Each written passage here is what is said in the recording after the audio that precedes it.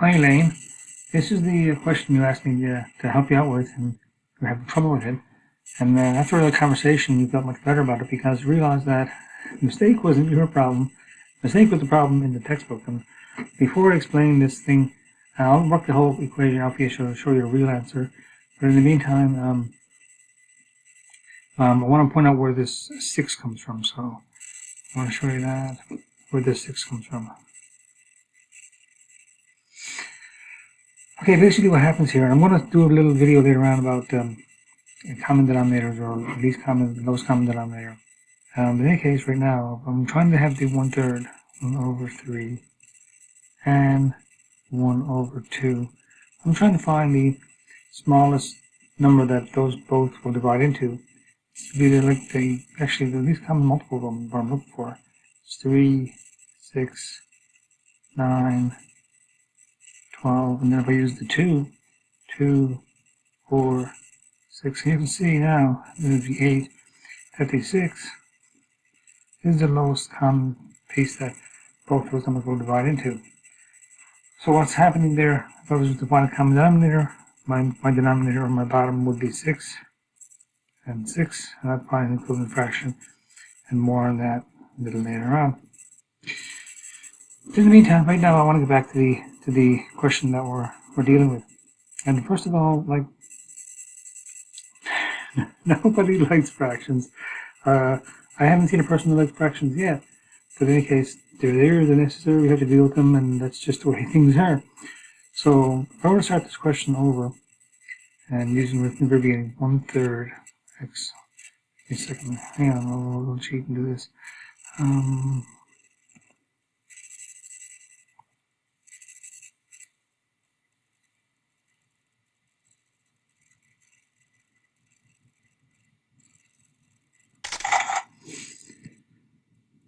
Okay, so now you can see here I have a question set up here. And I'll start and whoops, my bad. Get through the question together. So now what you see here is I have 1/3 x minus 3 equals 1/2 plus 3x. So the fractions are kind of, not very friendly. So we want to get rid of the fractions. So we get rid of the fractions, we can multiply. Oops, my bad again.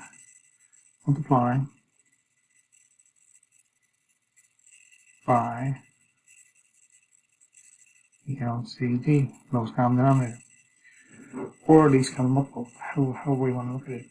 So in this case, it will be 6, as I mentioned a second ago. So again, you multiply everything here by 6 all the way through. So it's going to be 6 outside of 1 over 3x minus 6 times 3 equals 6 times 1 over 2, and plus, and this is the problem where the book mysteriously forgot the 3. They went, oh my goodness, let's forget the 3 and just throw in a 6 here, and they had to forget the 3x. And that's where you were right and the book was wrong. And that's one of the reasons why this book kind of annoys me, because it's not the only mistake that's in this textbook.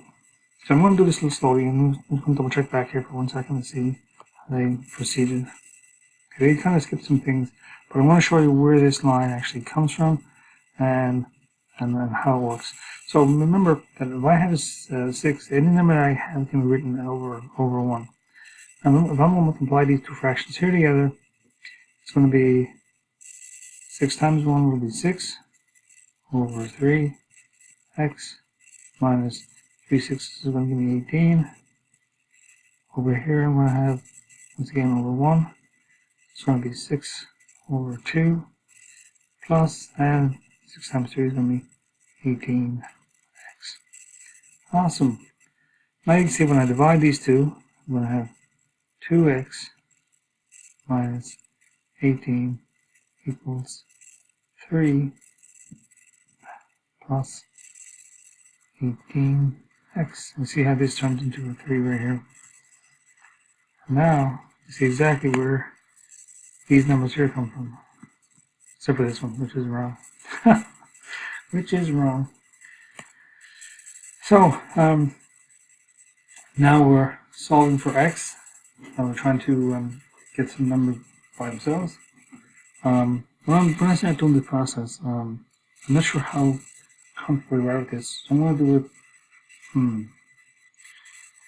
try on the slow side, and then we'll see what happens. So what happens is that I want to get the x's on one side, and the numbers on the other side. So what I'm going to do, I'm going to bring the 3, and I know people can see the x's on the left-hand side, but I'm going to look forward a little bit and say, it's better if the x coefficient is not negative, because negatives seem to cause a lot of problems for people, and I try to not let that happen if I can. So we'll see what I mean in 1 second. If I bring the 3 on this side, you can see it's a plus right now.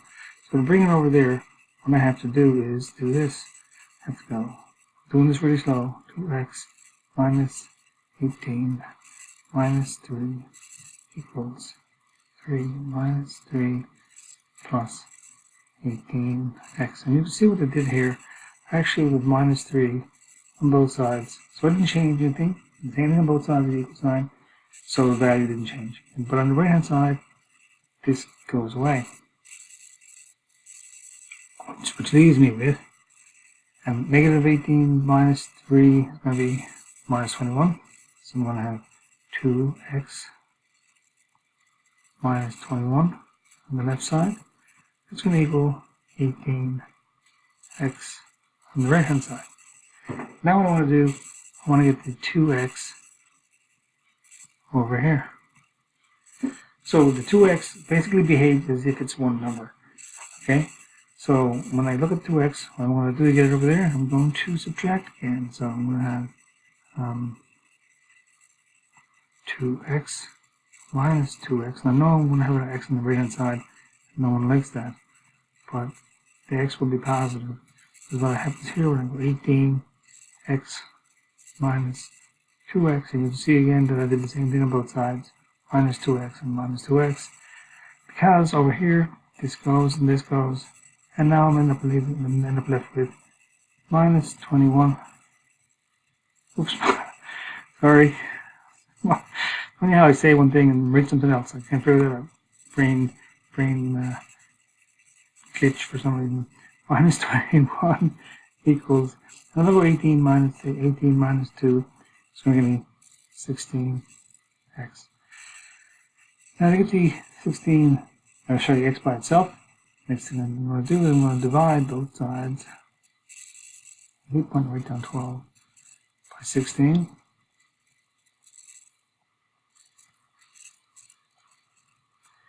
And we know that 16 over 16 is 1.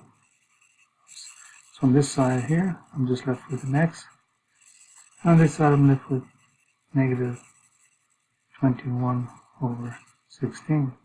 Now this is where I kind of use my gazintas. Some people call them improper fractions and change them to mixed numbers. I like to just say gazinta. That sounds kind of weird. It's much better when I say this in person. But I look at 16 and I say, 16 goes into 21 how many times? Gazinta goes into, I don't know, not even funny. Well, I try. Okay, it's not easy making math funny. So 16 goes into 21. Actually, it was in here one time. That's negative. And how much is left over? So we see that there's 5 left over.